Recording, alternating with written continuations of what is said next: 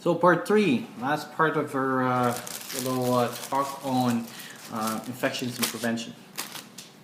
So far we talk about contact, we talk about droplets, and now we're going to talk about airborne. This one is the most serious one.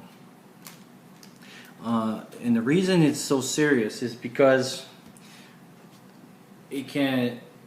all you need to do is be in the same room as the person infected. So you just have to breathe the same air as the other person. The other thing too to know is those particles, let's say you remove the person from the situation. So you take off the person from a room or something like that. If it's enclosed, which should be, because that's what we call isolation. And actually it's quite an interesting thing. Isolation in hospitals started way back in the time of the I think Ottoman Empire. And what they were doing and what they realized is that when people were sick, if they put them in separate rooms, a lot of people weren't getting sick. So they're like, oh, okay, well, so we'll start separating. And that's where the concept of hospital kind of came up. But it took a long time before they start discovering the germ theory and things like that. So now the airborne, that's what it is. So if you remove the person from whatever environment that is close. So for example, if you're in an expedition and for whatever reason you think that this person has an airborne illness, this person has to have his own tent, because you can literally get sick just being in the same thing. So it can become very things. If it's contact, you can always manage something, but if it's airborne, it's very difficult. So it's always good to know about that concept. So if you talk about airborne disease, we're talking about N95. The 95 stand for 95%. So 95% of the particles that are outside, that are not oily, will be filtered by these things. What does that mean? You cannot wear this thing and go and paint. So the masks that the painters wear are, I think, N97 or N100, because there are different filters, and the particles of paint or whatever spray that they shoot, they're kind of they have an oil on it, and this thing won't stop it. So this is only for infectious disease that we're talking about. The other thing that you need to know as well, for example, let's say you're in a smoky environment. So you're in a hotel and something happened and there's a fire. Don't go and wear this thing. If you wear this thing, you will die, because what happened is that this, in an environment of decreased oxygen, you can become even more hypoxic. Actually, the ones in the helicopter, we had to change the models of the one that we're wearing, because obviously the helicopters are open environment. So if we have someone with airborne disease, the whole thing can be open up. So we have to wear those masks. But there's been an incident where some of our pilots felt like sign of hypoxia, so meaning that there's low oxygen. So don't think that if there's a fire, you put this and you're protected. You actually will worsen the situation. So just do the typical things of having something like a piece of tissue wet and protecting your nose against the smoke and everything, and hopefully that will help. But don't go and wear N95. This is for infectious disease only. And those are the kind of two things really important to remember. It won't protect you against everything, but it will protect you for a lot of stuff. Another point that I wanted to make,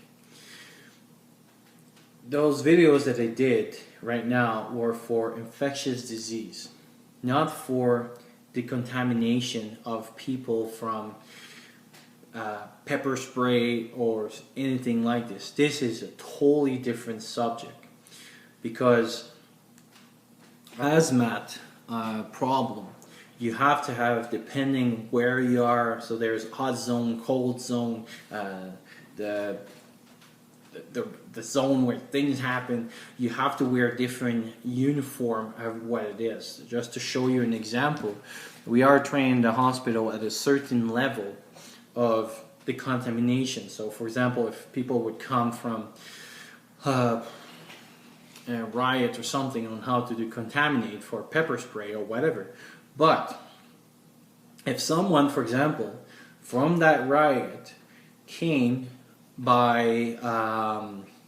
in a pickup truck, so a few friends picked up his friend, put it in a pickup truck and dropped it to the emergency, we still have to call firefighters. So we are equipped, we are trained in a certain level, but there's a limitation of the gear that we wear. So there's different level of gear that you have. So that's why when you see those hazmat videos, and those are called PPE, so protective personal equipment, and there's different levels of it, and you have to recognize what it is. And so you have to be trained in different things. So here's I'm just talking about someone that has like diarrhea or something like this, which is contact isolation, or has the flu or something like that. So that's where you need to protect yourself. But it's not the contamination of somebody from a biological warfare or a riot or something like this. Those things have their limitation as well, and you need to recognize those things. You have to recognize that limitation. They're useful, but they have limitation. Those ones comes. So those were the little point that's really important to kind of. Well, I think they're really important to know. The next thing to know about those, there's two types. This is what they call the duckbill, and you can kind of see it looks like Donald Duck, right? Quack, quack. And you have another one which is kind of more round. The duckbill usually you have to, well, some of them you have to be fitted. So every 2 years, you know, because you can gain weight or lose weight or whatever in your face, I have to be fitted on a special machine, and they make spray and I have to breathe that stuff. And anyway, so every 2 years I have to be fitted for mine. But there's some that you can buy over. If you're gonna buy some, probably the round one would be better. I know those ones work for me because, again, at the hospital I'm fitted, and I know that those ones work for me. But those ones were from a kit, I think, that I found somewhere. But I know that they work for me because I was fitted. But if you've never been fitted in anything, I think the round one would be probably safer than those ones. Because again, because of it is airborne, you have to make sure that any particle of air that you breathe in is filtered by this thing. So right now, as I'm wearing it, even if I've been fitted for those things, I am at risk. And that's why I'm not at work. And that's why when I go to work, I cut this. But because what happened is that your mask tries to apply against the air, but air still creates like a little pocket, and those particles can go through those facial hair and goes into your mouth, and now you're contaminated. So you have to be careful that if you're gonna, if you're wearing like a beard or something, you have to be careful about wearing those things. And again, I would recommend probably the round one for regular people, and try them. And one way that you can try as well, and that's how we were fitted. It's a stuff that they spray, and when you breathe it, it tastes like bitter. If it fails, so just try it. Buy a kind that you find, like for example, at your hardware store or whatever, and try it. Find something and just breathe with it. And if you're breathing and you can taste it, then this just failed. So that would be one trick to kind of do and things like that. So this is what the N95 is about. In the airborne one, you don't quite need the glasses. Would recommend still to wear them, but again, it's because it's particle of air that goes kind of inside as you breathe them in. And you don't quite need like we were saying about the contact and everything. But if the person is taken out of the environment, It takes an hour and a half, so 90 minutes, for all those particles in the air to drop down to the floor. So if for whatever reason, and actually I'll put a link on a great episode of Spikes TV on infection, and for example, if the person die of whatever contagion or something like this, and it's in the room, you have to wait 90 minutes to let everything down before you can go there and clean it or something, and to go there without a mask. Just like we were talking about the droplets, where if you have only one, right? If you have only one, the person can wear it. Airborne is the same concept. If the person wears this, basically everything that they breathe in will be filtered. And as well as those masks, exactly like those masks, have two sides. Those one is more, it's a little bit more easy to see because it's the blue side outside. If you try to say it, would kind of look strange. But there's also information on how to put them on there, and I'll put some YouTube video as well on the subject.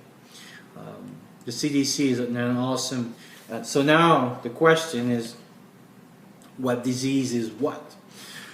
Well, the best thing would be to follow the recommendation of anything. And actually, I would recommend to see the film Contagion. It's an awesome movie that I just saw not so long ago in one of my trips in the airplane. And it was an awesome movie of showing really how, I think, a true scenario of what thing, and not like, you know, oh, people would, like, yeah, people would die and stuff, but not like the scary Hollywood sometime stuff that you can see, but a kind of a more true scenario of how things would really go through, and how long would it take to make a vaccine of it and stuff, and what kind of precaution. And then in that movies, actually, it was a contact disease, so you'll see a little bit what it is. And now that you have all this knowledge, you'll be able to look at the movie a little bit more and understand what they were talking about and how they kind of, you know, protect yourself and everything. You'll see they've used different system as well, because if you don't know what it is, that's what happens. For example, the SARS threat, that's what was happening, is that at one point when it came out, they didn't know what it was. They didn't know, like, is it contact? Is it, because that's the three categories that they have to fit them in. Is it a contact isolation? Is it a droplet isolation? Is it an airborne isolation? We don't know, because it's a new disease. We don't quite understand it correctly right now and stuff like this. If, for example, they knew it would be smallpox, well, they know exactly what smallpox category is, and boom, they would say, this is the stuff, and so be careful about this. But awesome movie to recommend, and I'll put the link down on that in this video as well and stuff. So hopefully that little series was helpful, and if you have any question, don't hesitate to text me, and to send a message, and hopefully I'll be answering, and I'll talk to you soon.